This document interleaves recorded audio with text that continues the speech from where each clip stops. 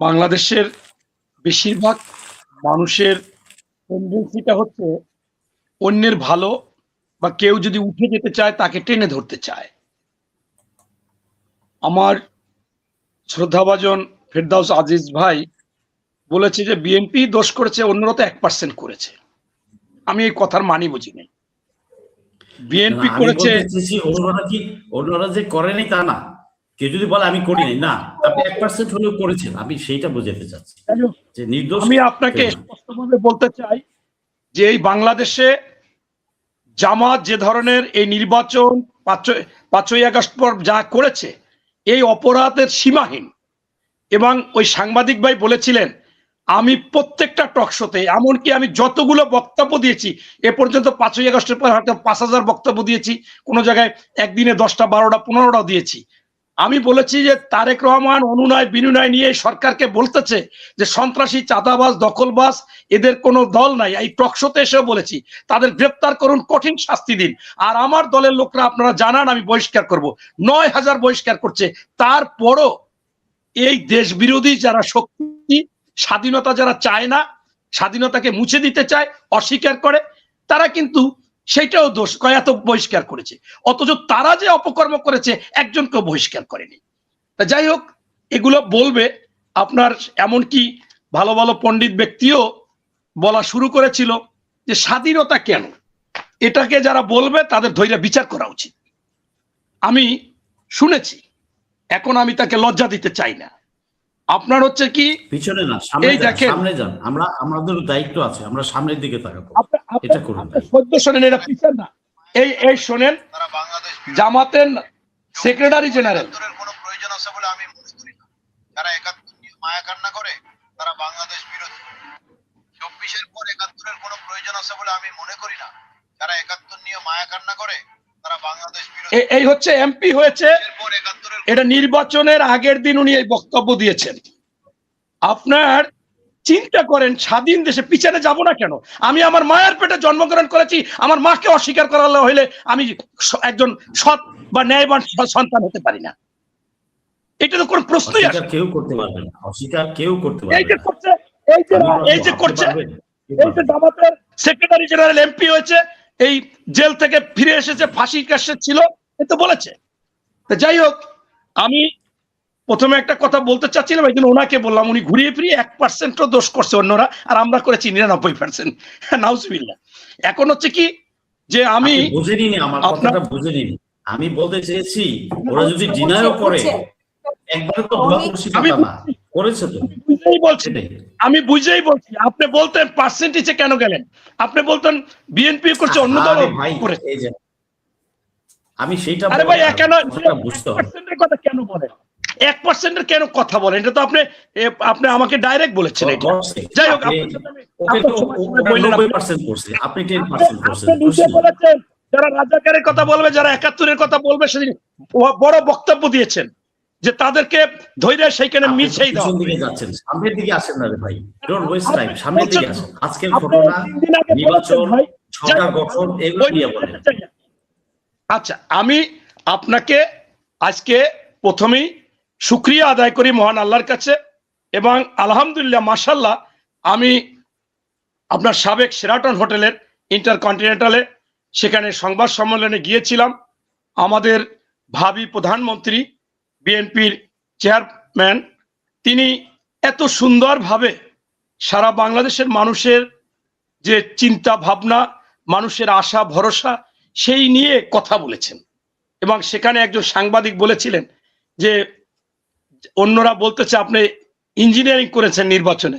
তা বলছে যে আমি ইঞ্জিনিয়ারিং করেছি এতটুকু যে আমি প্রত্যেকটা মানুষের কাছে ভোটের জন্য গিয়েছি, তাদের মনকে আমি নেয়ার চেষ্টা করেছি, মন নিয়ে আমি ভোট নেওয়ার চেষ্টা করেছি, তাদের মাধ্যমে আমি জয়লাভ করার চেষ্টা করেছি। এতটুকু ইঞ্জিনিয়ারিং আমার দ্বারা হতে পারে। আর আমিও ওনার আসনে কাজ করেছি।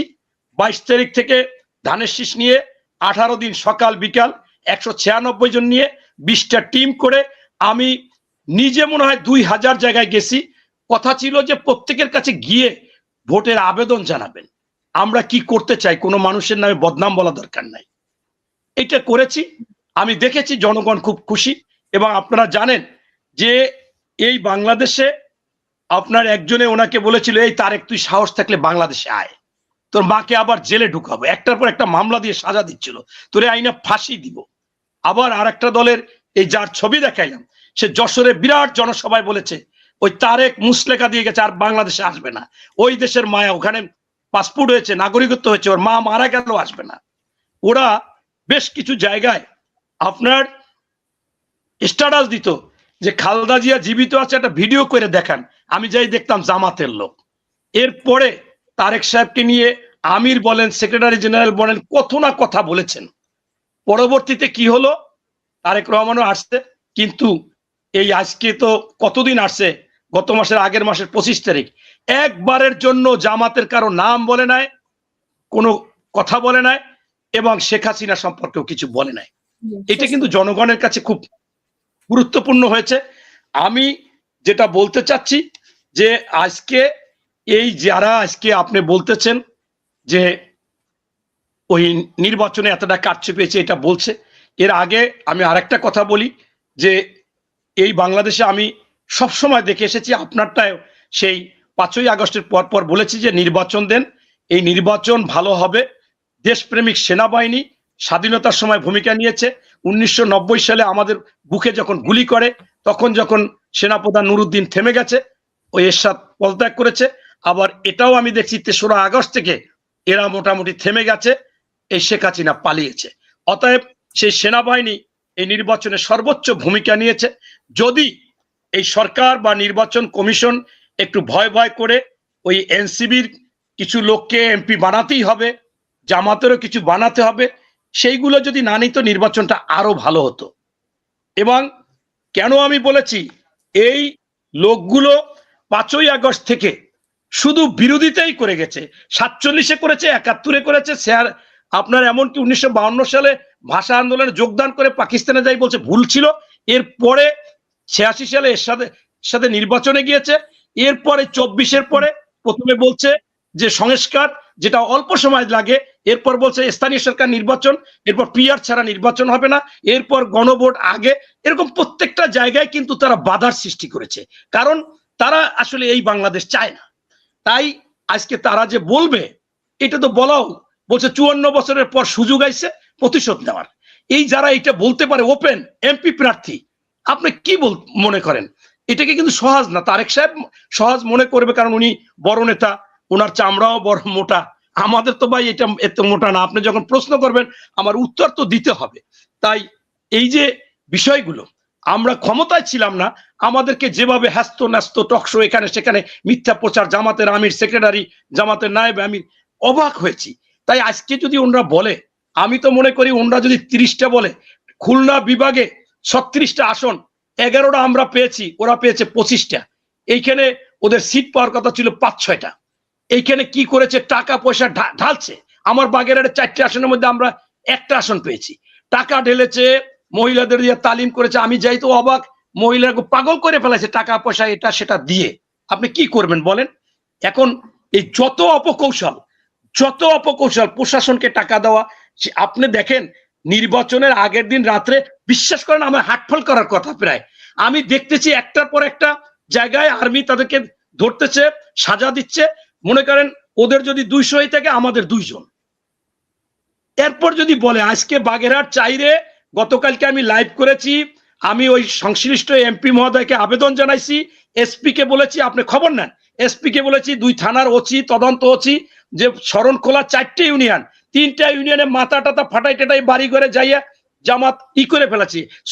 সেখানে মিছিল নামাইছে সেই রাত্রে, 12 তারিখ রাত্রে মিছিল করেছে। অথচ তারেক সাহেব মিছিল নামাইতে মানা করেছে, শুক্রবার দিন দোয়া করতে বলেছে জুমার পর। আর এরা কি করেছে, আমার ওখানে সব হাসপাতালে প্রায় 40 জন। এখন মনে করেন এক জায়গায় ওনাদের 2 জন ইনজুরি হয়েছে, তা 40 জন যদি মারে 2 জন হতে পারে না? আমার মোরেলগঞ্জে মনে করেন রামচন্দ্রপুর 9 নং ইউনিয়ন, ছোট কুমারখালী, সেইখানে মনে করেন 4 বিঘা জমির একেবারে সব গাছ কেটে ফেলাইছে। না এই গাছ, ওই গাছগুলো বলে এলে কলা গাছ, এবং প্রায় 1000 কলা গাছ। এরপর বোলপুর আরেকটা ইউনিয়ন, হোগলাপাশা, সেই আমি সবগুলো রিপোর্ট দিচ্ছি এসপি কে। সেইখানে গিয়ে দোকান লুটপাট করে নিয়ে গেছে, তারে মারছে। আপনার জিউধারাতে এটা ইউনিয়ন, এরকম মনে করেন বাগেরহাটে সব জামাত তাণ্ডব চালাচ্ছে।